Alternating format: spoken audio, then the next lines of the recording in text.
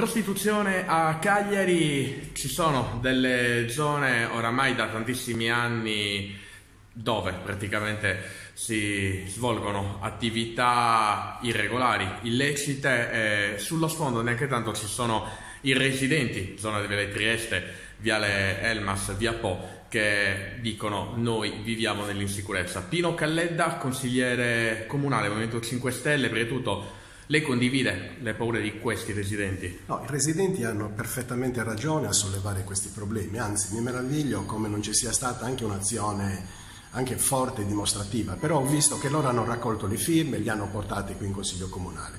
Allora c'è da dire una cosa: l'amministrazione attuale stava lavorando per quanto riguarda in modo particolare sotto Monte Urpinu per mettere i lampioni con il LED. Io avrei iniziato da tutt'altra parte, avrei iniziato dalla periferia, perché bisogna dare un segnale.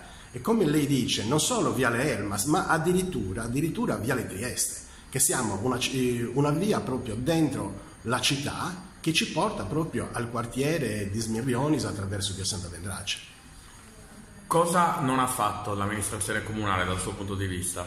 Dal mio punto di vista per le periferie ha fatto tantissimi annunci, basta vedere tutto il discorso anche per quanto riguarda Via Po, per quanto riguarda anche lo stesso ITI di Smirrionis, però il problema è che la politica ha tempi troppo lunghi per poter dare queste risposte, tant'è vero si va a chiudere una consigliatura e sulle periferie è tutto come prima, come 3 anni fa e come addirittura 8 anni fa.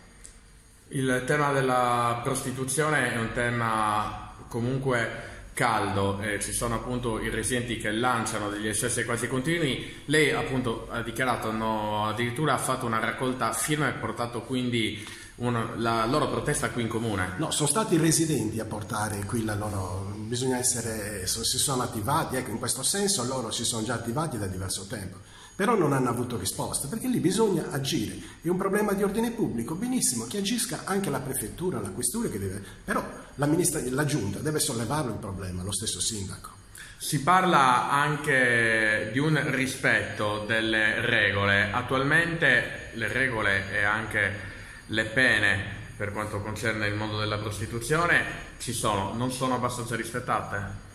Ma guardi, le dirò, ciò che sta emergendo proprio in questo periodo anche nello stesso Parlamento, c'è chi propone la riapertura delle case chiuse. Questa è pura follia, e poter nuovamente ritornare indietro nel tempo agli anni 30, anni 40, nel disastro più totale. La prostituzione va combattuta, la prostituzione bisogna far rispettare tutte le regole, bisogna far rispettare le leggi. Quindi le case chiuse non sarebbero una soluzione? Assolutamente, non sono mai. La donna viene ancora una volta derisa, viene ancora una volta strumentalizzata. Se anche la politica si presta a queste cose, addio.